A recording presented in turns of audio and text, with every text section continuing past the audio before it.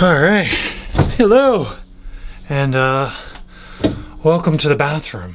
We got a little bit to sort out. I've been neglecting this corner of the boat for a while now, so let's talk about the plan. Now I've separated this boat out into some different sections, and pretty much anything that involves water is going to be in this room.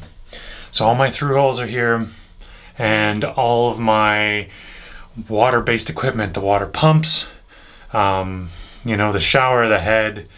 We got a central air system that is water cooled, and then we also have a washing machine and hot water heater, all of which merge electricity, water, and damp, salty air. It's a bad combination. Over the last 2 years, I've learned a few things when it comes to this stuff that hey, I'll just pass on to you guys so you can not make the same mistakes I did. For instance, water pumps. Okay, so I'm roughing this stuff in, and you'll notice 1, 2, 3 separate water pumps. In order to make this more useful, all of these are on rubber mounts, so they don't transmit their vibration directly into the boat, and all of them are mounted to the outer part of the hull, because that part is more rigid than the bulkheads, and so less vibration and less noise. So the saltwater pump is designed to move a lot of water, and that's because I have a lot of salt water to play with. I don't, however, have that much fresh water, so you'll notice the freshwater pump, even though it's larger, its PSI rating is quite high. Now I've done this so that upstairs, when I have the taps running, and down here in the shower, I'll be able to put some higher pressure fittings on them, something that miss the water and allows you to use the water pressure more than the water volume. My hope is that that will conserve a lot of fresh water. Next up is the high pressure pump. This high pressure pump brings the 45 psi of the salt water up to 900 psi. This allows me to pass it through a bypass filter and create fresh water out of salt water. It's a slow process and it is a little energy intensive. This thing burns 95 watts while it's running, and in best case scenario it only produces about 4 gallons per hour. So not a fast system, but considering how little amount of power it burns compared to a much larger one, I can let this one run all day. Now this is really handy to have, and it's not all that complicated. If you have a pressure washer, you'll notice that this fitting down here, they look pretty similar, and this is 4 separate pistons that just bring it up incrementally in pressure. The problem, of course, with water makers is they don't actually make that much water. If you're used to living in a house and you just turn the tap and slowly wash vegetables in your hands and dishes and just leaving the tap running the whole time, a water maker ain't gonna work enough for you, to be honest. Those of you who have experienced living in an RV or in another scenario where you have to conserve water, water makers, very luxurious in that respect. And it's not the perfect system for my boat, but considering I got the whole system for $1,000 brand new a couple of years ago, I just jumped on it. And you know what? It's treated me really well so far. I've been able to make my own water even here in harbor. One more thing I wanted to talk about before I move on. I've mounted all the motors in such a way that if anything here drips, it'll drip downwards and it won't get into the motor. This was a problem with some of my previous motors, and I got some salt water into them and it fried them pretty much instantly. You'll also notice these pumps are all above the cabin sole, and that's because the humidity up here is much less than the humidity down there. And I hope to rectify that in the future with some air pumps and stuff to circulate the air down there and dry out the bilges, but for the time being, it's just not a good idea to have a water pump below the cabin sole, especially in a boat that you're actively fixing.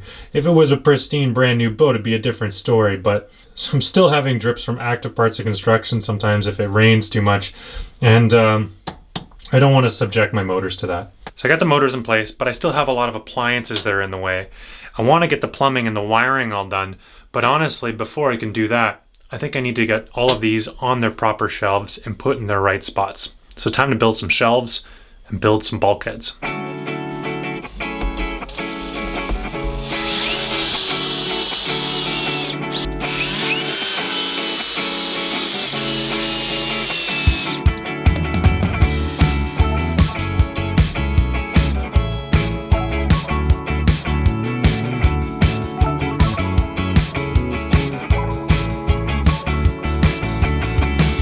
I run the streets at night.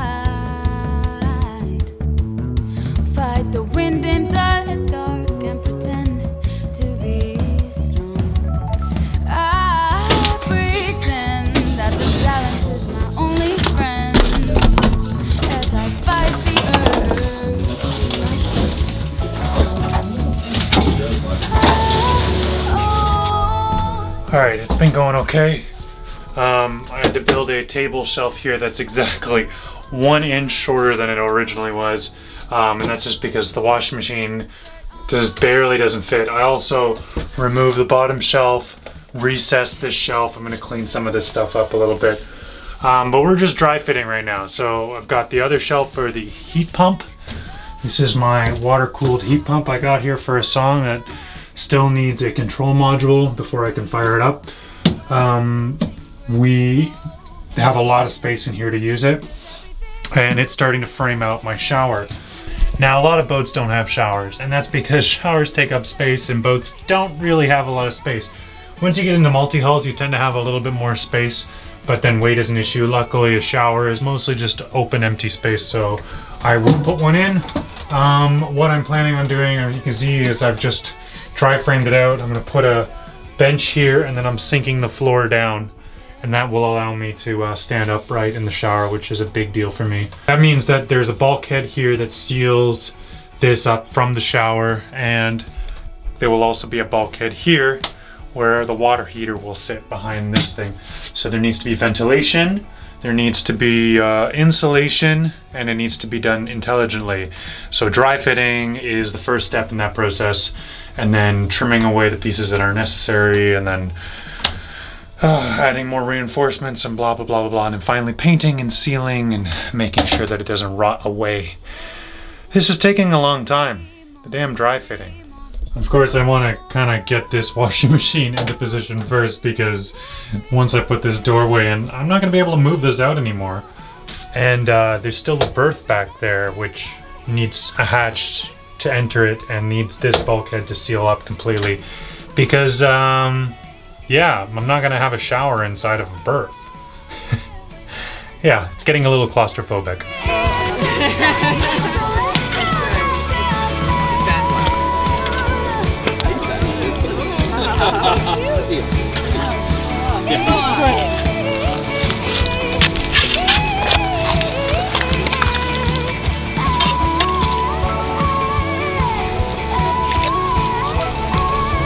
Oh, here we go.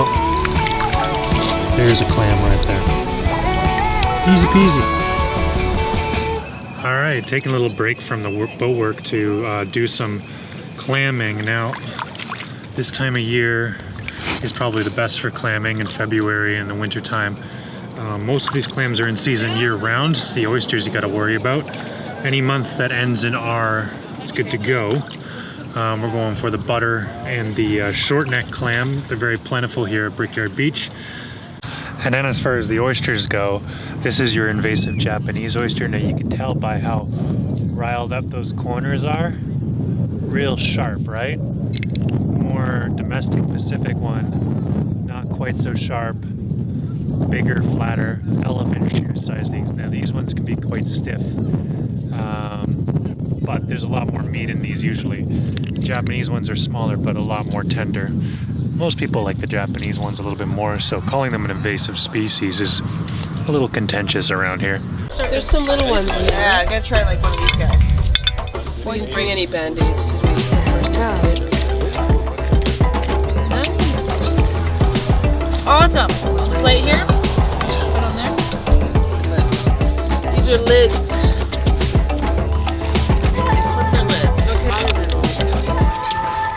Nice.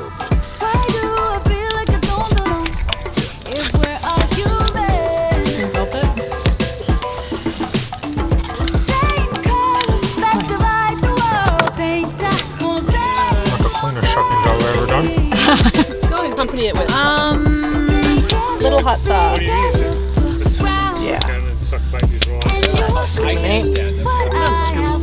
Yeah. The ones I got.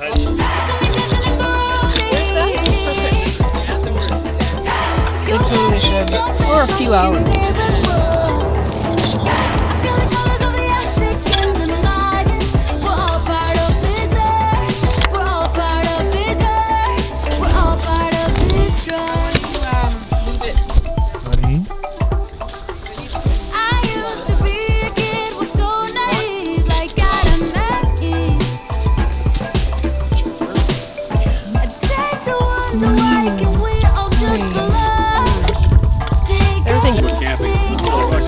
Thank you. Oh, yeah. Oh, Colleen, do you want the oyster? No. Mine either way. Sweet? Yeah, in a minute. Still filming it.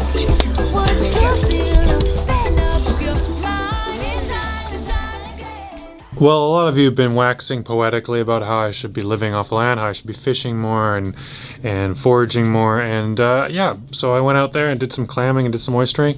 I checked all the literature online, and there were no closures, and everything was fine, and I was in the middle of the season, so I thought I was fine. And then I was sick for 3 days. So yeah, very nice and poetic. I'm not touching oysters again, probably forever, because that sickness was ridiculous. Like, I don't want to ever experience that again. I'm always bombarded with these messages about how great it would be to live off the land. You know what else is great? Like a cheap packet of pasta from the grocery store that costs like $1.99. That's great. That's an amazing marvel of modern technology that I'm able to just feed myself for like next to nothing. Okay? I like that, and I like not dying from sickness, because I seriously feel like I've just stripped a couple years off my life with that last sickness. My body is incredibly frail. I can't lift the washing machine I put into that corner now, so I can't really finish the job I'm doing because I'm too weak. That is thank you to shellfish or oysters or clams. I'm not sure which one it is that made me sick. Luckily, I'm not paralyzed, because that was the other alternative. So middle of the season, and beach really known for its clamming, and I still ended up with an infection. So not a safe food to eat, and not feeling great about it. Don't think I'll be doing any clamming anytime soon. That being said, I do want to wrap today's episode up, but before I do, I want to get something done. So let's jump in some more plumbing and wiring, and I want to try and get the sink up here running so that I can be a little bit cleaner. That'd be nice. Where did this measurement come from?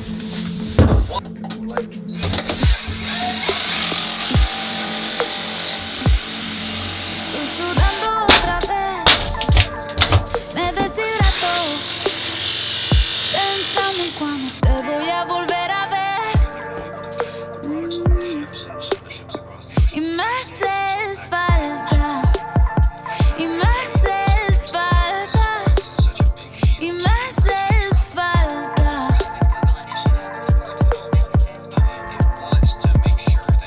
Eres como mi agua, me muero de la sed si no te vuelvo a ver. Eres como mi agua, ven quítame la sed cuando vas a volver, porque eres como mi agua. All right, so we're not quite done the whole project, but we got a lot done, so let's talk about it real quick. I cut out a lot of what was originally a quite janky water system, and I rerouted things and arranged them in such a way that I can protect them from any drips and drops, any eventual failures, and make sure my equipment lasts a bit longer. We also install a new, to me, head, which a customer at the shipyard was throwing out when they installed an electric head. This one is less prone to valve seizing, which was an issue on my last one, and the bowl is nicer and the seat's nicer and it's in better condition. Now I'm also trying to figure out where all the appliances are going. I'm gonna put the water heater up here, so I had to install not only a power outlet with its own wiring. Now this goes all the way back to the breaker box. It gets its own circuit entirely. I'm also installing all the tubing to go up there, so the fresh water will come through the high pressure pump up and over here into the tank, and then from there to the shower and to the taps upstairs. Same kind of thing over here with our heat pump. We have its own circuit, which will plumb in shortly. I want to paint all of this before I set this in permanently, and I also wanted to measure this out and see where the vents would go. I think I'm gonna pop a hole right back there and set my ducting up that way. And the idea with having the heat pump in here is it needs water cooling, so there's water traveling through it. I want to put it in here. Also, because it's right next to the shower, I can make a shower into a sort of drying room. So I can superheat the shower by just opening a vent and pumping all the heat pump air directly into this room. And so after I take my clothes out of the washing machine, I can just hang them up here in the drying room / shower while it's the cold winter months and we can't hang it up outside. Speaking of the washing machine, I'm just gonna go finish up another terminal just for that. Yeah, lots of terminals coming in here. But it's nice that we have it all cut. We're fitting in the last few things, and then we'll be able to strap it all down and tidy it up so that it's no longer this janky, ugly mess. I'm starting to see the light here. Honey, you're having a good time? Yeah? Do you like the wood stove a lot, huh? You want to go up to your bed? Up there? Go up to your bed. Go on. Up, up. Up. Up. Yep. There we go. The sun is setting. The wood stove is roaring. I'm about to cook Honey and I some dinner. You're nice and warm and toasty tonight. And that's great. I feel a lot better having gotten a little bit of work done.